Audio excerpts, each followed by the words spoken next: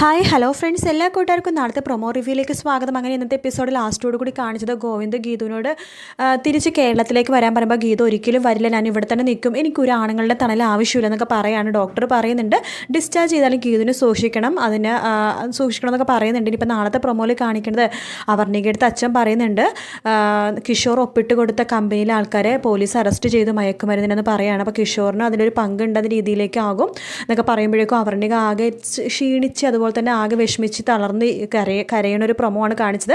അതുമാത്രമല്ല നമ്മുടെ ഗോവിന്ദ് ഗീതുവിനോട് പറയുന്നുണ്ട്, ഞാനും നീയും തമ്മിലുള്ള പ്രശ്നത്തിന് എന്തിനാ രാധികാമ്മനെ വലിച്ചിടേണ്ട ആവശ്യം നിനക്കില്ല, നമ്മൾ തമ്മിലുള്ള പ്രശ്നം ഇതാ ഈ ഡൈവേഴ്സ് പേപ്പർ, ഇതിൽ നീ ഒപ്പിട്ട് കഴിഞ്ഞാൽ പിന്നെ നമ്മൾ തമ്മിൽ ഒരു ബന്ധവും ഇല്ലെന്നൊക്കെ പറയുവാണ്.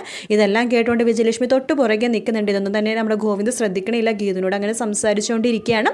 പിന്നെ കാണിക്കുന്ന വരുണിനെയാണ്. വരുൺ നമ്മുടെ രേഖയെടുത്ത് സത്യങ്ങളൊക്കെ പറയുകയാണ്. ഗീതു ഉണ്ടല്ലോ, അവളുടെ കാമുകൻ്റെ കൂടെ ഒളിച്ചോടി പോയതാടി, അങ്ങനത്തെ ഒരു പെണ്ണിനെ ഈ കുടുംബത്തിലേക്ക് കേറ്റണോ നീ പറ എന്ന് പറയുമ്പോൾ രേഖ ആകെ നെട്ടുവാട്ടോ. ഗീതു അങ്ങനെയാണ് പോയെന്ന് അറിയുമ്പോൾ രേഖക്കും കുറച്ച് ഗീതുവിനോട് ദേഷ്യം വരുന്ന പോലത്തെ ഒരു പ്രൊമോ ആണ് കാണിച്ചത്. വീഡിയോ ഇഷ്ടപ്പെട്ടെങ്കിൽ ലൈക്ക് ചെയ്യുക, സബ്സ്ക്രൈബ് ചെയ്യുക, കമൻറ്റ് ചെയ്യുക. നാളെ രാവിലെ കാണാം. Good night, take care, bye bye.